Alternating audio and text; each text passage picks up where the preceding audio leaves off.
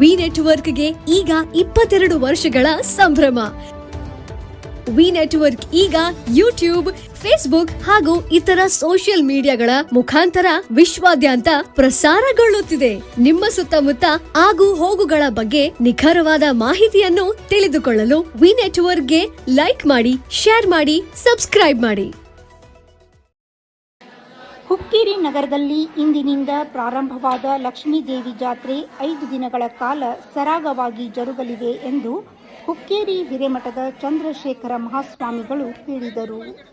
ಪ್ರತಿ 3 ವರ್ಷಕ್ಕೊಮ್ಮೆ ಜರುಗುವ ಹುಕ್ಕೇರಿ ಗ್ರಾಮ ದೇವತೆ ಲಕ್ಷ್ಮೀದೇವಿ ಜಾತ್ರೆ ಇಂದು ಮುಂಜಾನೆ ಅರ್ಚಕರಾದ ಬಡಿಗೇರ್ ಬಂಧುಗಳು ಮತ್ತು ಹಕ್ಕುದಾರರು ಹಾಗೂ ನಗರದ ಗಣ್ಯರು ವಿಧಿವಿಧಾನಗಳೊಂದಿಗೆ ಪೂಜೆ ಸಲ್ಲಿಸಿ ಉಯ್ಯಾಲೆ ಆಡುವ ಮೂಲಕ ದೇವಿ ಮೂರ್ತಿಗೆ ದ್ಯಾಮವ್ವ ಗುಡಿಯಲ್ಲಿ ಪ್ರಾಣ ಪ್ರತಿಷ್ಠಾಪನೆ ಮಾಡಿದರು.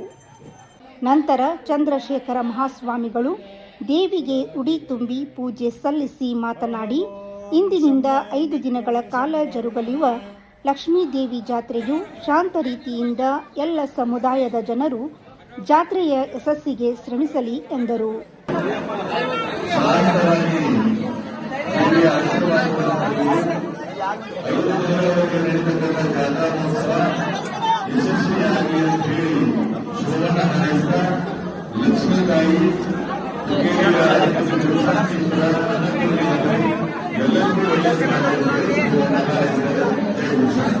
ನಂತರ ನಗರದ ಲಕ್ಷ್ಮೀ ಮಂದಿರಕ್ಕೆ ತೆರಳಿ ಪೂಜೆ ಸಲ್ಲಿಸಿ ಜಾತ್ರೆ ಪ್ರಾರಂಭಕ್ಕೆ ನಾಂದಿ ಹಾಡಲಾಯಿತು.